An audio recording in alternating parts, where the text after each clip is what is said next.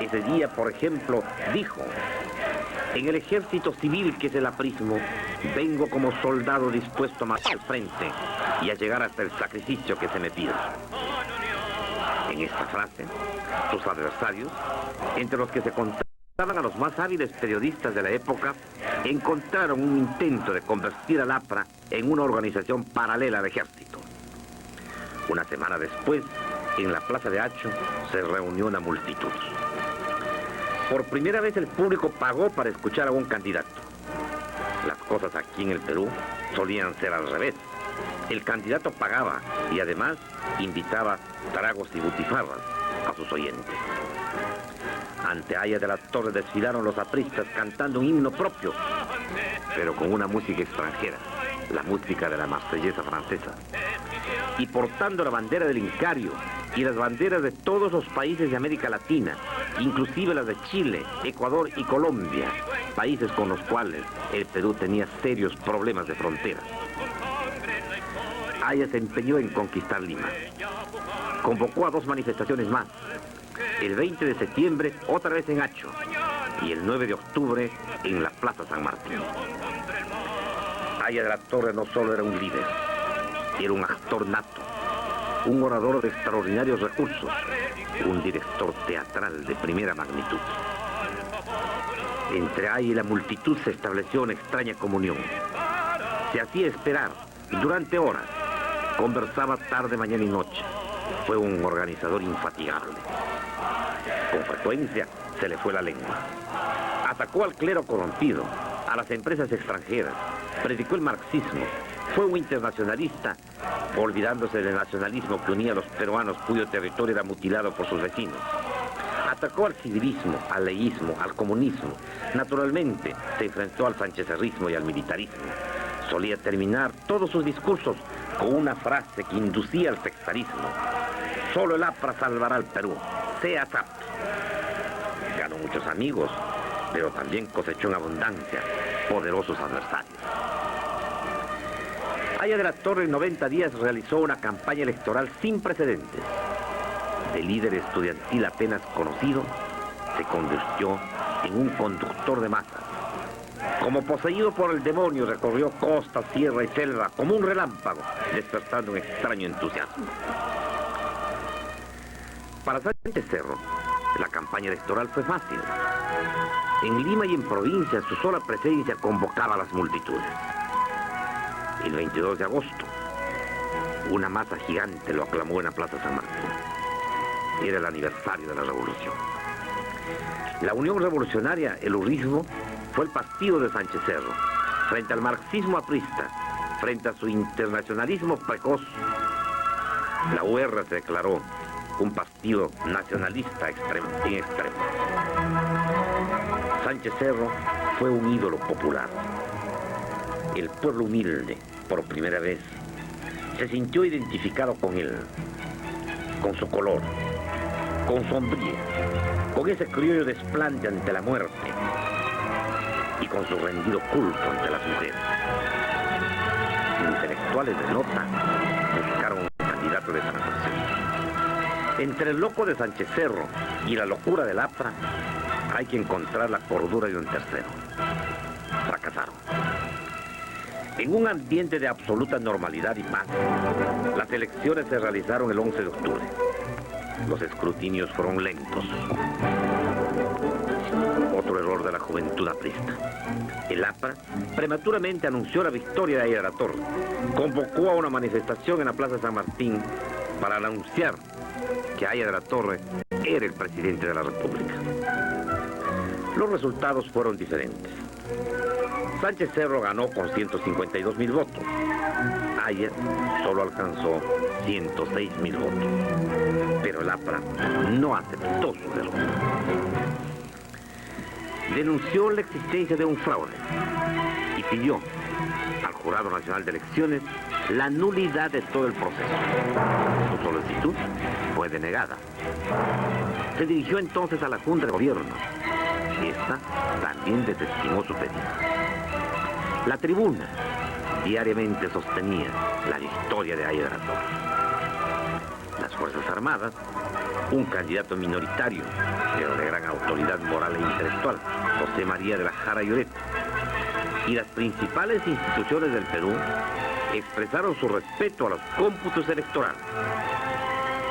La violencia, la incertidumbre, la subversión, la división nacional comenzaron a ensombrecer al país. Se denunció un intento de asesinato sanchezero en el Cusco y de asalto a su domicilio en Lima. En La Libertad se decretó una huelga de protesta en respaldo a Aya de la Torre. Hubo intentos subversivos en Cajamarca, en Cerro de Pasco y en Chosica. Se inició la contabilidad de los muertos. Una docena de civiles perdieron la vida. El Jurado Nacional de Elecciones proclamó los resultados oficiales de los escrutinios. Pero la instalación de las juntas preparatorias de la Asamblea Constituyente demoraba sospechosamente. Sánchez Cerro exigió el respeto amenazante de los escrutinios. El Congreso Constituyente finalmente se instaló y eligió a su presidente, el doctor Luis Antonio Eguiguren. Estaba integrado por 67 sanchezerristas, 27 apristas, 4 socialistas, un independiente y un descentralista. El APRA oficializó la existencia de la célula parlamentaria aprista. El 8 de diciembre, en una sesión solemne del Congreso Constituyente, Sánchez Cerro asumió la presidencia de la República. Ese mismo día, en Trujillo, Aya de la Torre pronunció un discurso bello, emotivo, histórico, pero amenazador, excluyente y lamentablemente subversivo. Por la fuerza no se nos reducirá, afirmó. Exaltó la unidad, la disciplina y la fe de los apristas. Desconoció la victoria de sus adversarios. Denunció la victoria fugaz del fraude y de la usurpación. Y habló de quienes van al poder sin título moral, de quienes carecen de la honradez de una inspiración superior, de quienes capturan el poder como botín de revancha. Desafiante, el joven Aya de la Torre dijo: ellos mandarán, pero nosotros seguiremos gobernando, organizando y dando el ejemplo. Vale decir, nosotros continuaremos redimiendo. A Palacio se llega con el oro o se le conquista con fusiles. Las vacaciones semidemocráticas han terminado. El Perú vuelve ahora al imperio del despotismo. Nuestro deber, nuestro gran deber imperativo es seguir adelante. Somos el partido del pueblo y la causa del pueblo vencerá. Solo el aprismo salvará al Perú. Increíblemente, el Perú se había dividido en dos bandos: los vencedores y los vencidos. Estos no aceptaban su condición de derrotados. Nadie quiso ser generoso con el adversario. Los peruanos no habían aprendido ni a ganar ni a perder. La violencia llegó a Trujillo en la Navidad. La policía intentó disolver por la fuerza una reunión aprista. Hubo muertos. El APRA denunció un intento de asesinato de su jefe, Víctor Raúl Aya de la Torre. El gobierno, por su parte, acusó al APRA de provocación al ejército y de subversión. El 28 de diciembre, la Asamblea aprobó la ley de emergencia. Con las libertades recortadas, llegó el año nuevo, el año 1932, el año de la tragedia.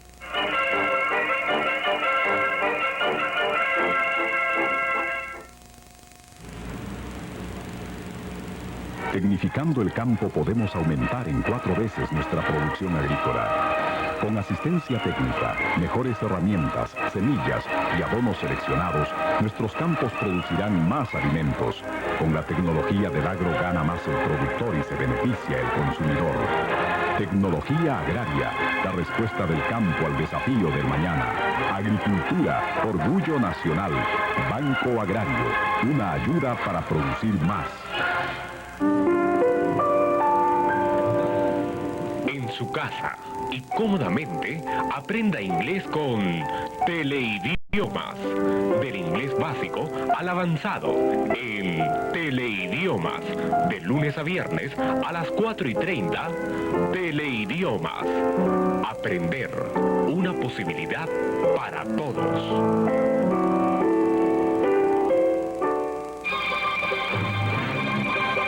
Telediario es primicia. Telediario es noticia. Telediario es reportaje. Telediario, una nueva imagen en la información, diariamente a las 7:30 en el 7.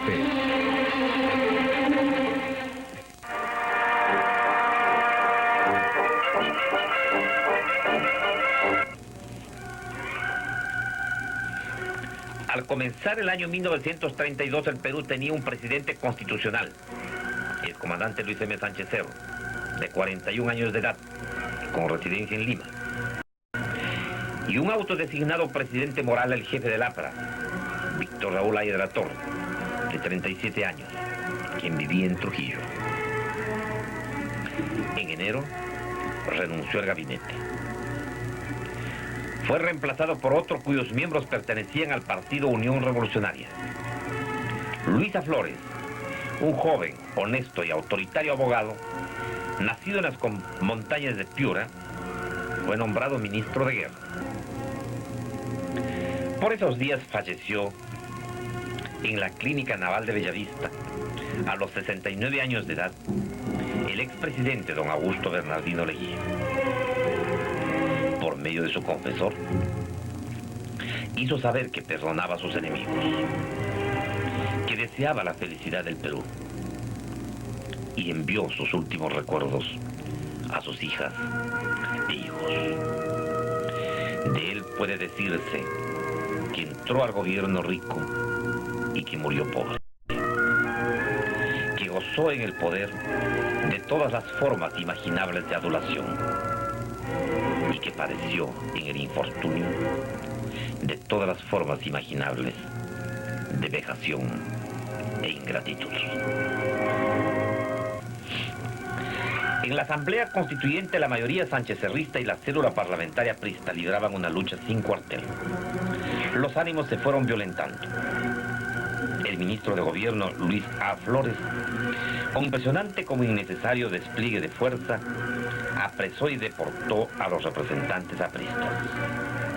En Lima y en provincias, en las calles de las ciudades grandes y pequeñas, se multiplicaban los choques entre apristas y sanchezcerristas.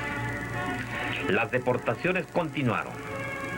Periodistas, el Zorro Jiménez, el Cachorro Manuel Seoane y muchos más fueron embarcados rumbo a Chile.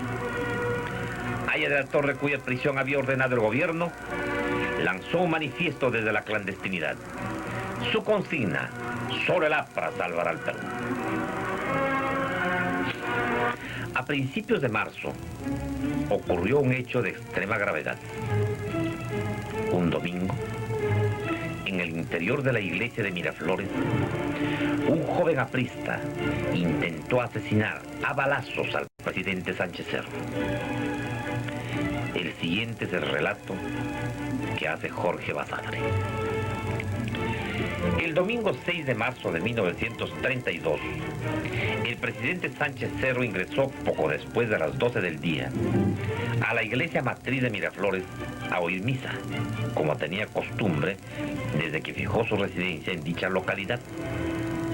Lo acompañaban el jefe de la Casa Militar, coronel Antonio Rodríguez, y el edecán mayor Luis Solari. El joven aprista de 18 años, nacido el 28 de julio de 1913, José Melgar Márquez, le disparó con un revólver por la espalda. El coronel Rodríguez interpuso valientemente entre ambos y recibió un balazo en la pierna derecha que lo derribó. Sonaron otras detonaciones. Melgar trató de huir, pero lo siguió el mayor Solari haciendo fuego. Fue capturado cuando intentaba saltar una verja del jardín al costado de la iglesia. Hubo varios heridos.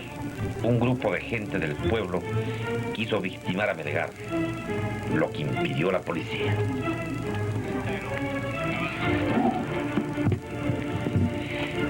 Este mismo hecho es relatado por el doctor Luis Alberto Sánchez, el ahora candidato a la primera vicepresidencia. En la fórmula del doctor Alan García, discrepa de Basadre en un punto, y tiene razón. Melgar disparó contra Sánchez Cerro de frente, a quemarropa y no por la espalda. El siguiente es el relato del doctor Luis Alberto Sánchez.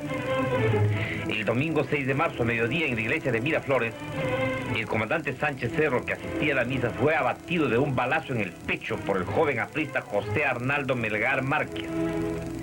El balazo le atravesó el pulmón izquierdo, no le tocó el corazón, al que pasó rozando. ¿De dónde obtuvo Melgar la pistola alemana con que intentó asesinar al presidente? El doctor Sánchez responde a esta pregunta. Fernando Rosay, el jefe de producción de La Tribuna, entregó la pistola al doctor Juan Seoane Corral, juez de paz, diciéndole: esto es para que juegues. Emilio Rosay, hermano de Fernando, testigo de esta extraña transferencia, habría dicho: ya lo sé, se la llevan el sábado y la devuelven el lunes. Ya conozco la cojudez. Esta pistola fue transferida por el doctor Seoane Corrales al joven Melgar Márquez. Sigamos con nuestro relato. La herida del presidente de la República fue muy grave. Trasladado a la clínica Delgado de Miraflores, el presidente se debatió entre la vida y la muerte. Gran cantidad de público en automóviles y a pie se dirigió a la clínica en manifestación de solidaridad. En Lima y en otras ciudades de la República, los templos se llenaron de gente que oraba por la salud de Sánchez Cerro. Las demostraciones de adhesión al presidente y de repudio al APRA ocurrían en todo momento. Sánchez Cerro recobró milagrosamente su salud. Una corte marcial juzgó a los inculpados y condenó a muerte a José Melgar Márquez y a Juan Seoane Corral. La pena fue conmutada por Sánchez Cerro. Fueron sentenciados a internamiento. El presidente dirigió un mensaje al país. La lucha entre el gobierno y el APRA no tendría tregua. Víctor Raúl Aya de la Torre fue apresado el 6 de mayo de 1932 en Miraflores. Con la barba crecida, durante algunos meses había vivido en la clandestinidad con el nombre de Herr Hans. La noticia causó conmoción dentro y fuera del país. Ese mismo día fue clausurada la Universidad de San Marcos. 24 horas después se sublevaban los marineros de los cruceros de guerra Grau y Bolognesi surtos en el Callao. Pocas horas después, los amotinados se rindieron. Los juzgó una corte marcial en la isla de San Lorenzo. Los marineros, 8 marineros fueron fusilados en ese mismo lugar. La tensión crecía de minuto en minuto. La Asamblea Constituyente censuró poco después al ministro Luisa Flores, obligándolo a renunciar. Lo mismo ocurrió con el presidente de la Asamblea, doctor Eguiguren. Este también renunció. Llegó el mes de julio, el mes de la tragedia. El destino lo había escogido. La guerra civil comenzó.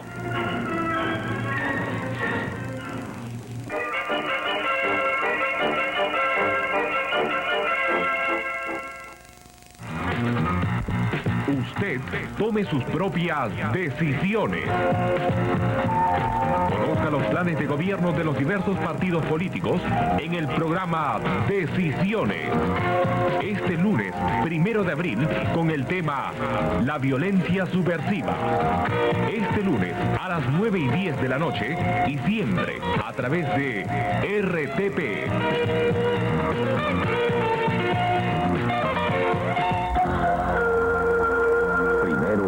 Ambas, ahora son maquinarias. El gobierno democrático, a través del Instituto Nacional de Fomento Municipal, ha puesto en manos de las municipalidades provinciales de todo el país 158 paquetes de modernas maquinarias, multiplicando la capacidad constructora de nuestras comunidades. Cada paquete consta de un cargador frontal multipropósito, una excavadora, un camión volquete y una motocompresora hidráulica. El Instituto Nacional de Fomento Municipal presta además importante ayuda técnica y financiera a los gobiernos locales.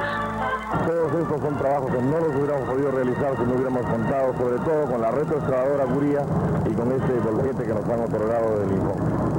Ciudadano, con estas herramientas puedes construir tu desarrollo.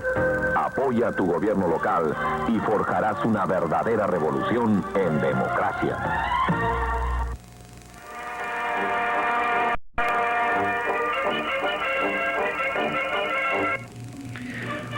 Julio de 1932.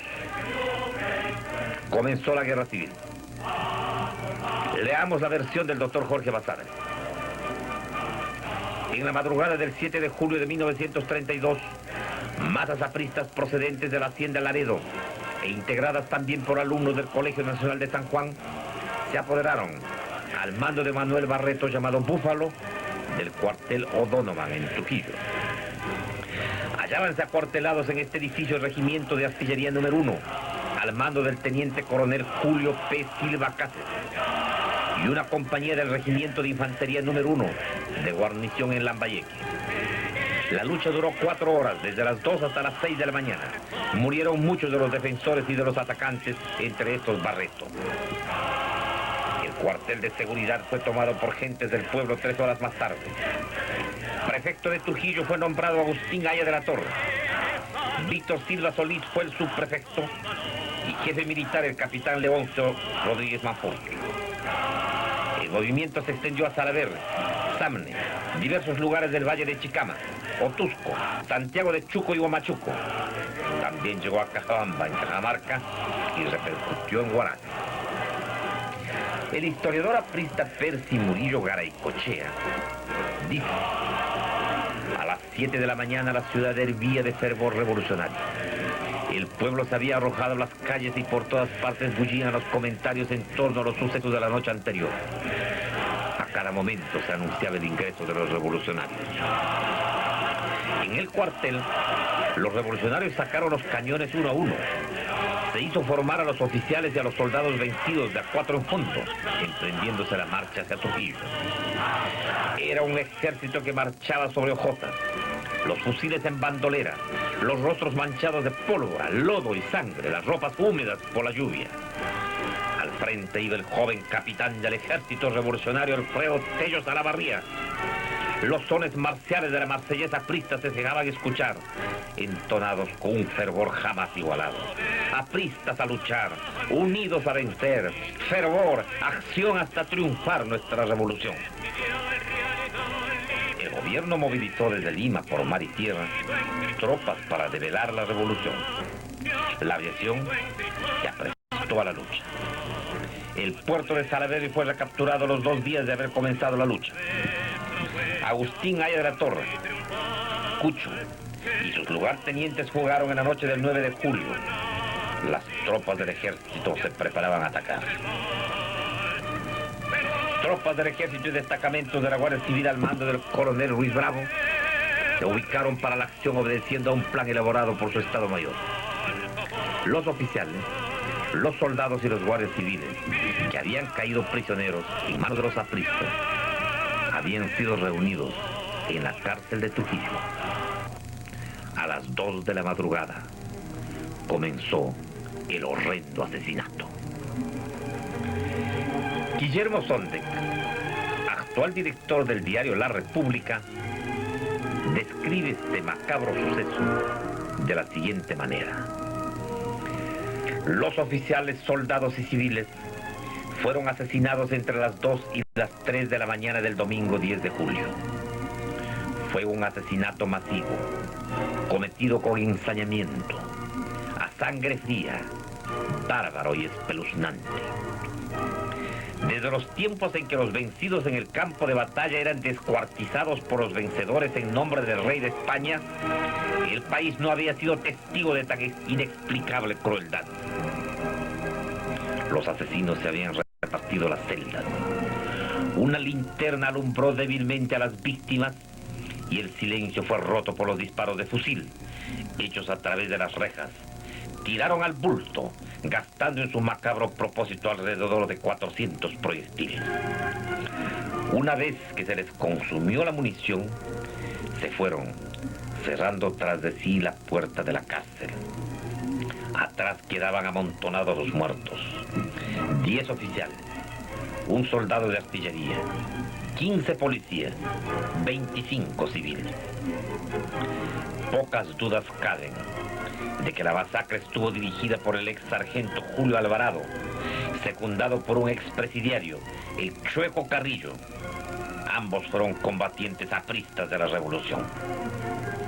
La matanza de la cárcel despertó en el ejército un profundo rencor hacia el APRA. El espectáculo que se ofreció a los soldados que entraron en la cárcel fue pavoroso.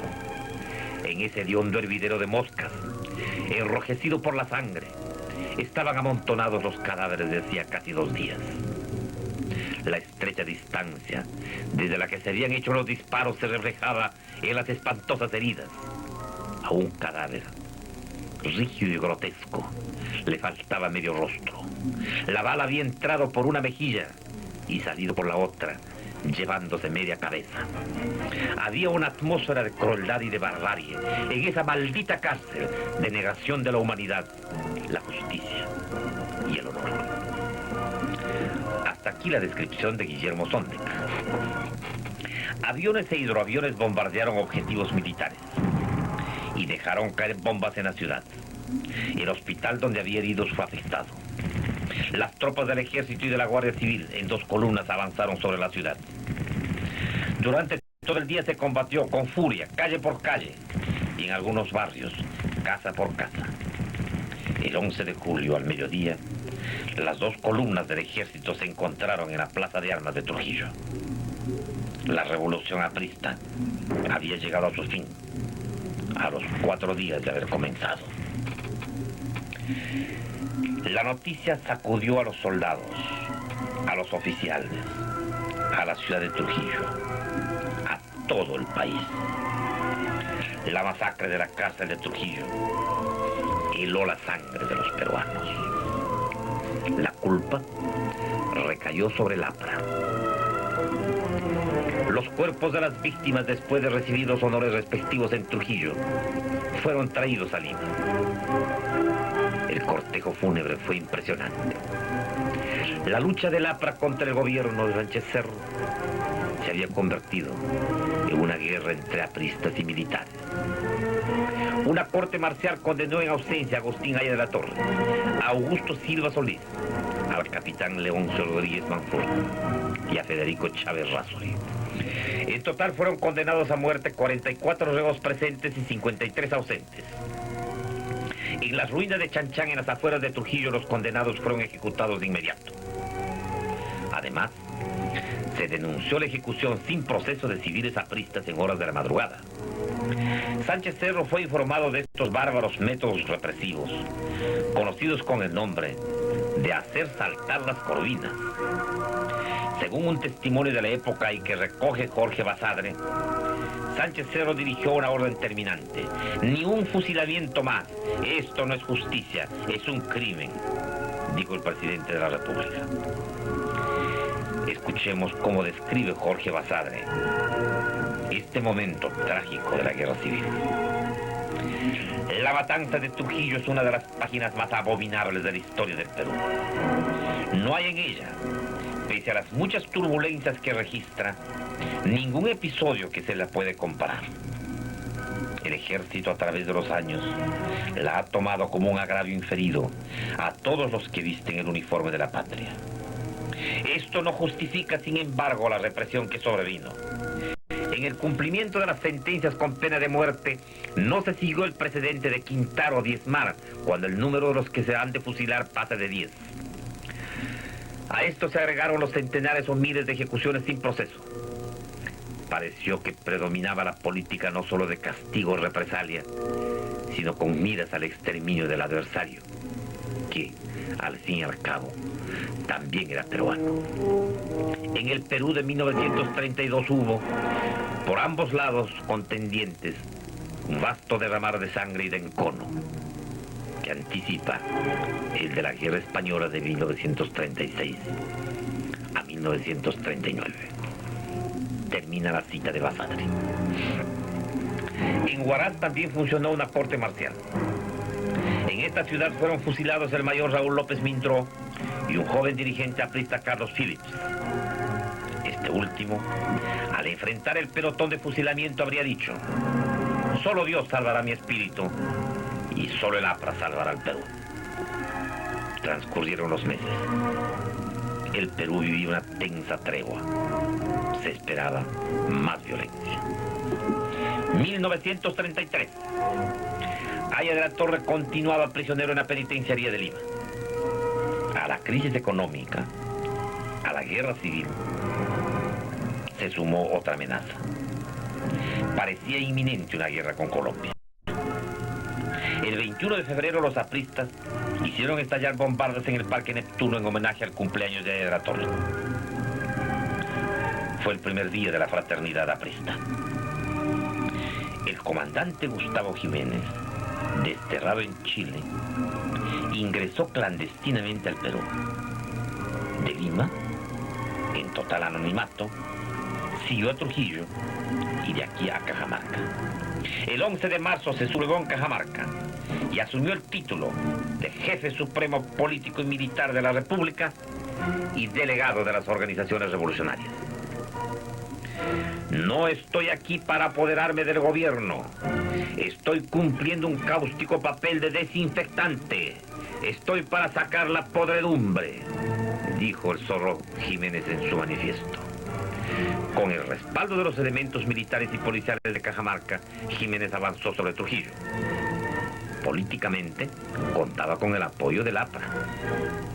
El gobierno envió tropas para develar el movimiento rebelde. La aviación se puso otra vez en acción. El comandante Jiménez se vio aislado, militar y políticamente. El apoyo ofrecido no llegó. El gobierno denunció su acción como traición al Perú en pleno conflicto con Colombia. Convencido de su fracaso, puso fin a su aventura revolucionaria del mismo modo como había vivido. Reunió a sus soldados. A uno de ellos se entregó 750 soles en billetes. Era todo lo que tenía para hacer la revolución. Yo no soy ningún traidor, exclamó el comandante Jiménez. Luego, en actitud militar, extrajo su pistola y se descerrajó un tiro en la sien. Murió en su ley. Fue un militar honesto, valiente y soñador. Mucho se puede decir de él, pero tal vez lo más notable de la obra de este conspirador permanente es el Estatuto Electoral, trabajo que él estimuló para garantizar elecciones limpias, para garantizar elecciones puras, para asegurar que no se volvieran a usar las armas para conquistar el poder.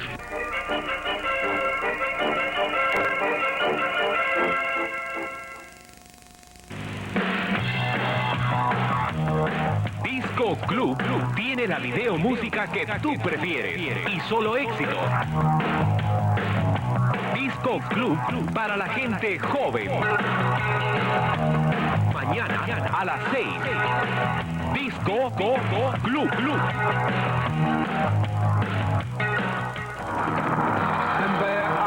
Charlie Beat son Los Forasteros. Los Forasteros, este miércoles a las 9:10 a través de RTP.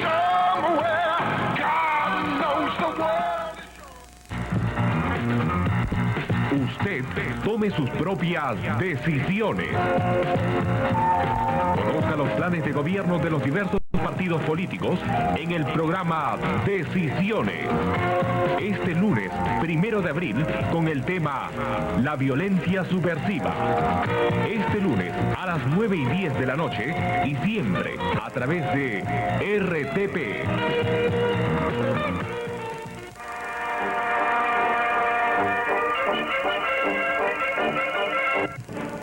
Un asesinato puso fin a la guerra civil. Pero el APRA no logró, sino fugazmente, su incorporación a la vida legal.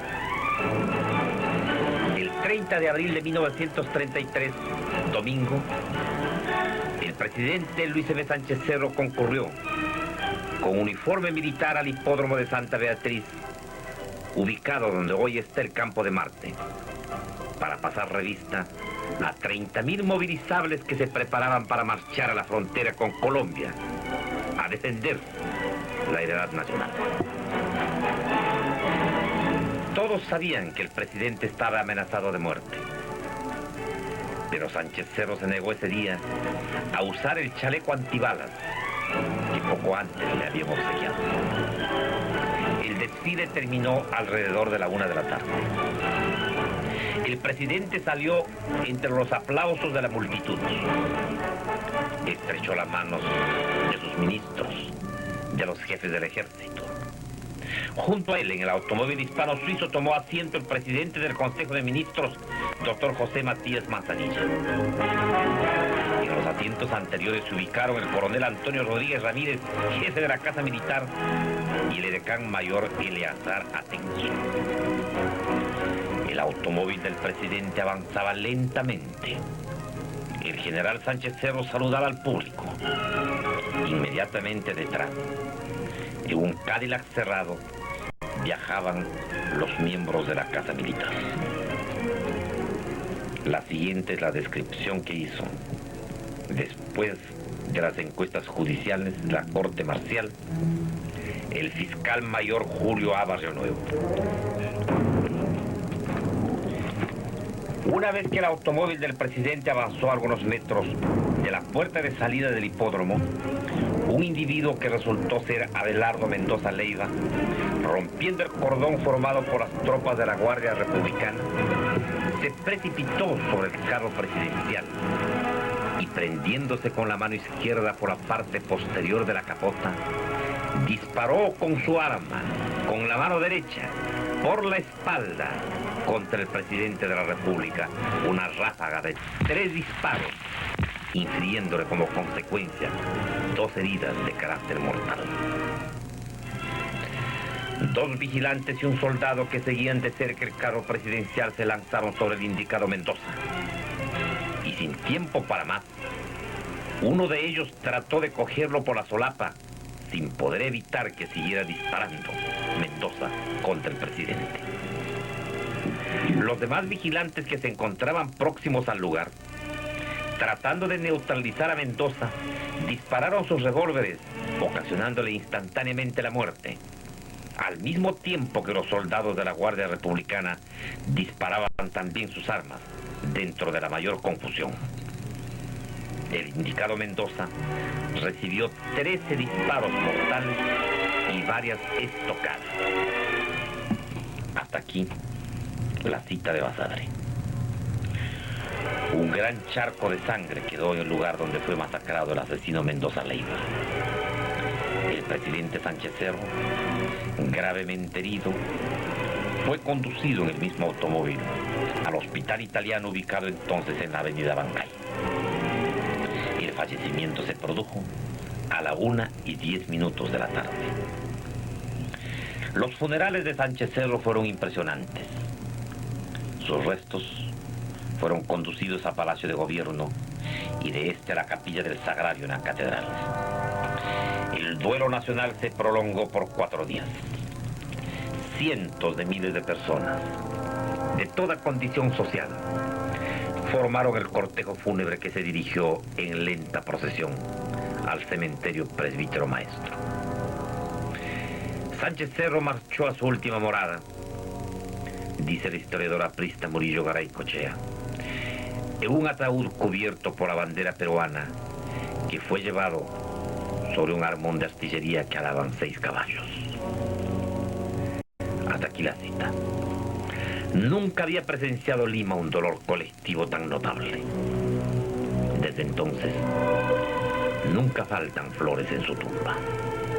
Luis Miguel Sánchez Cerro, el militar temerario que llegó hasta la jefatura del Estado, por fin, descanse en paz. ¿Por cuenta de quién asesinó Mendoza Leiva al presidente? Guillermo Sondex, director de la República, en su libro El año de la barbarie, dice que 2 grupos apristas planeaban asesinar a Sánchez Cerro. El primer grupo estuvo dirigido por Luis Heisen, entonces secretario general de la plena clandestinidad. El segundo plan estuvo a cargo de Mendoza Leiva, dirigido por Leopoldo Pita. Leamos. Firme creyente en el más allá y en la intervención de los espíritus en los asuntos terrenales, Mendoza Leiva fue llevado a sesiones de espiritismo en las que ilustres peruanos le ordenaban matar a Sánchez Cerro. El 30 de abril, al despedirse de Leopoldo Pita, el joven Mendoza Leiva, que había trabajado de chocolatero en Donofrio, iba tranquilamente a matar y a morir. Había dejado un mensaje escrito a Manuel Seoane, una especie de testamento. Luego iría al más allá, desde donde tantas veces se habían comunicado con él. Hasta aquí la cita del director de la República. Hace 50 años, nadie tenía la seguridad que hoy parece tener Sondex. La corte marcial absolvió a los inculpados. Parecería que Mendoza Leiva actuó solo. Pero, se pregunta Jorge Basadre, ¿de dónde obtuvo un hombre de recursos tan modestos el dinero para comprar una pistola? En el Museo de Oro de Lima se conserva el uniforme que usó el presidente Sánchez Cerro al momento de ser asesinado. Es el uniforme simple de campaña, el que usa el soldado para ir a la guerra. En este mismo museo se encuentra la pistola que usó el asesino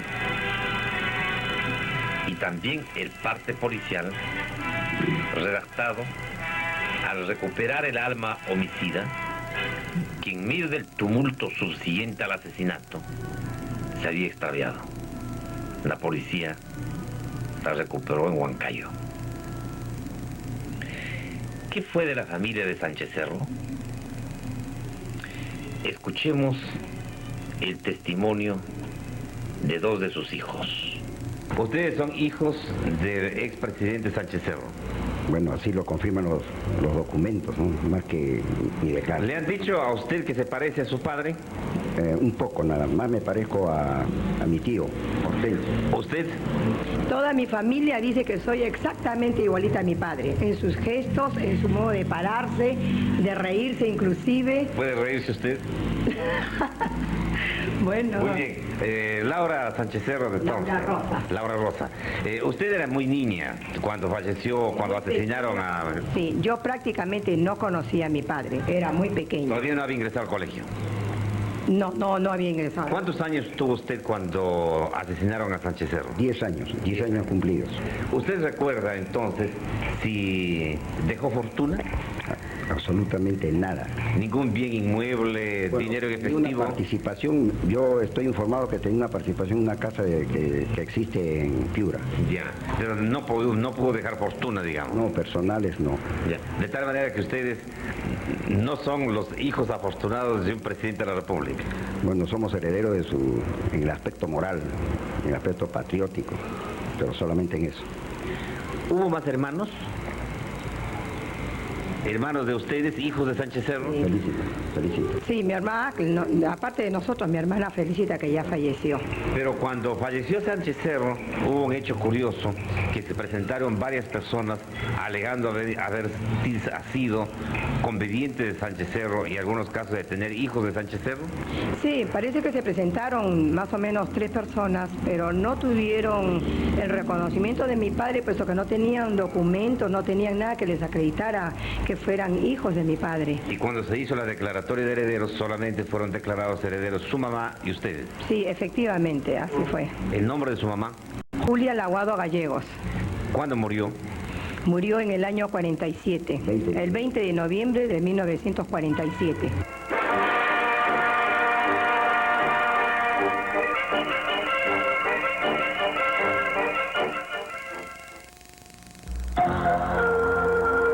Primero fueron lampas, ahora son maquinarias.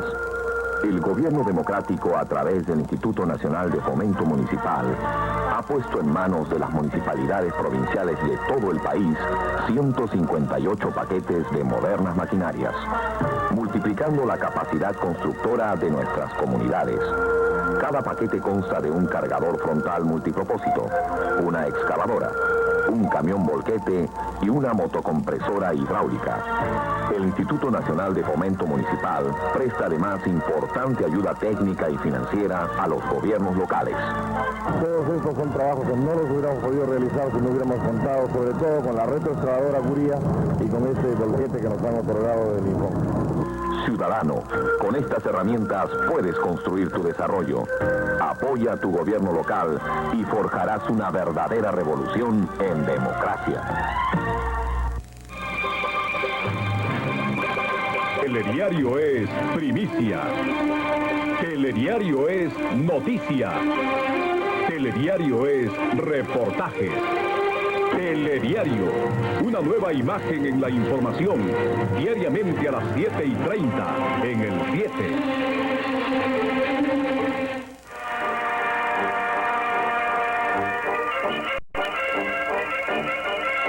Señoras y señores, hemos llegado a la parte final del capítulo titulado Han asesinado al presidente. Pero, ¿quién asesinó al presidente? Hay unanimidad. Fue Adelardo Mendoza Leiva. Pero, ¿quiénes estuvieron detrás de Adelardo Mendoza Leiva? Oriundo de Cerro de Pasco, de 24 años de edad, con instrucción elemental, desocupado, un hombre de muy modestos recursos. ¿Pudo él solo ser el autor de este atentado? ¿Tuvo cómplices? En el caso afirmativo, ¿quiénes fueron? Aquí comienza el misterio, cuando se trata de dar respuesta a estas preguntas que yo me formulo y que ustedes están formulando en este momento. Producido el asesinato, el gobierno del general Benavides nombró inmediatamente una corte marcial. Fueron contratados 2 investigadores de experiencia internacional, norteamericano el primero y chileno el otro. Nunca se supo ni el nombre ni los trabajos que hicieron estos investigadores. Uno de los supuestos cómplices de Mendoza Leiva, Filomeno Saco Espíritu, falleció en circunstancias misteriosas en la penitenciaría antes de que los jueces pudieran tomar su declaración. Según un documento oficial, este cómplice se suicidó. Según testimonio de detenidos apristas en la penitenciaría, fue asesinado por los elementos encargados de su custodia en una forma muy cruel. El presidente de la Corte Marcial, un general del ejército, denunció a los 197 hombres encargados del cuidado del presidente Sánchez Cerro de grave negligencia en el cumplimiento de su misión. ¿Por qué un cuerpo selecto encargado de cuidar al presidente ese día no tuvo ni las más elementales precauciones para cumplir con su deber? La sentencia también habla de un complot, porque se ha comprobado otro hecho excepcional. 8 impactos de bala se encontraron en el asiento donde estuvo el general Sánchez Cerro en el momento del crimen. 8 disparos que, según los peritos en balística, fueron hechos a 35 metros de distancia. No procedieron ni de Mendoza Leiva ni de la guardia de corps del presidente Sánchez Cerro. Según versiones recogidas de autores apristas, hubo una intervención curiosa, la de los espiritistas. Mendoza Leiva se puso en contacto con un afiliado al partido aprista cuyo nombre se señala. Este lo condujo a la victoria a varias sesiones espiritistas, donde Mendoza Leiva, en contacto con seres del más allá, prominentes personajes de la historia peruana, recibió el mandato de asesinar a Sánchez Cerro. Momentos antes de dirigirse al hipódromo a cumplir con su siniestro propósito, Mendoza Leiva habría escrito una carta a un líder aprista. No se conoce el texto de la carta. Otros afirman que detrás de Mendoza Leiva hubo un complot internacional, movido por la República de Colombia. Sánchez Cerro iba a declarar la guerra a Colombia para reivindicar Leticia y una gran porción de territorio nacional que Colombia reclamaba. Muerto Sánchez Cerro, Colombia recuperó Leticia y se quedó con esta porción del territorio peruano, hoy riquísimo en petróleo. Luisa Flores, heredero político de Sánchez Cerro, 30 años después de estos sucesos, acusa a los leguistas de haber estado detrás de este magnicidio. Jorge Basadre rechaza esta posibilidad. Como ocurre en los grandes crímenes de la historia, en el asesinato de Sánchez Cerro hay una gran porción de misterio. ¿Qué es lo que queda de Sánchez Cerro? En un museo de Lima, el uniforme que usó el día de su muerte. En la parte posterior se aprecian los orificios de ingreso de los disparos de Mendoza Leiva. La parte delantera del uniforme está cortada por los médicos que trataron infructuosamente de salvarle la vida. Quedan también una provincia con el nombre de Sánchez Cerro, muchas calles y avenidas en todas las ciudades de la República, el recuerdo en la mente de todos los que le amaron, y aún perdura el odio de quienes le temieron o se sintieron por él maltratados. Sánchez Cerro es una figura indudable en la historia del Perú. Para el ejército, Sánchez Cerro es el ejemplo de un hombre probo, sacrificado, honrado, honesto e idealista.